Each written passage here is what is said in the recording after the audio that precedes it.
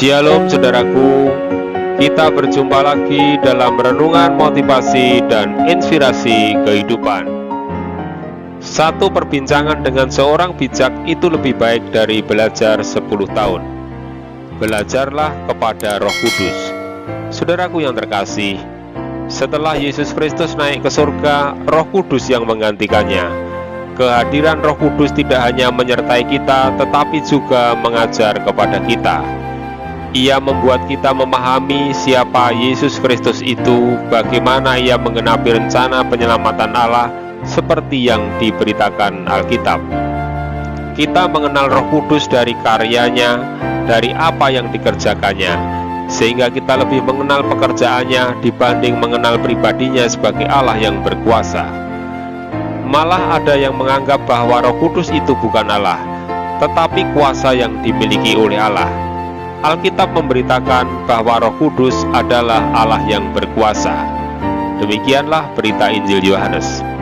Aku akan minta kepada Bapa, dan ia akan memberikan kepadamu seorang penolong yang lain, supaya ia menyertai kamu selama-lamanya, yaitu Roh kebenaran.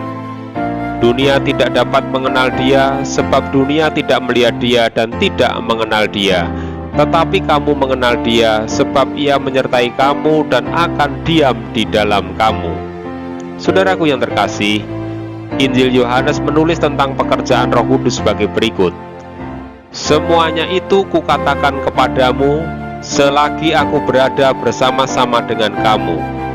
Tetapi penghibur, yaitu Roh Kudus yang akan diutus oleh Bapa dalam namaku, dialah yang akan mengajarkan segala sesuatu kepadamu, dan akan mengingatkan kamu akan semua yang telah kukatakan kepadamu.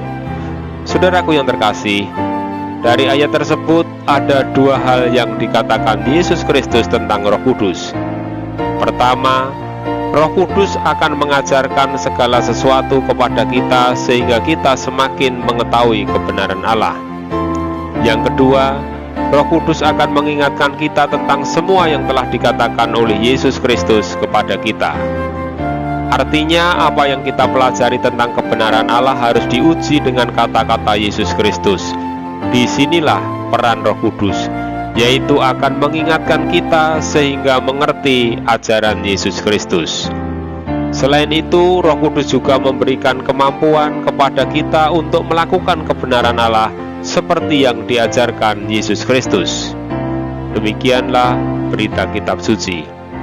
Dan Roh Kudus itu adalah jaminan bagian kita sampai kita memperoleh seluruhnya, yaitu penebusan yang menjadikan kita milik Allah untuk memuji kemuliaannya. Saudaraku yang terkasih, belajarlah mengenal Roh Kudus sebagai Allah yang berkuasa. Belajarlah terus kepadanya supaya mengerti kehendaknya dan mampu mentaatinya. Kita bersyukur karena memiliki kepastian penyertaan Allah dan memiliki jaminan keselamatan, hidup yang kekal oleh karya Yesus Kristus melalui kehadiran Roh Kudus. Selamat merayakan Pentakosta. Amin.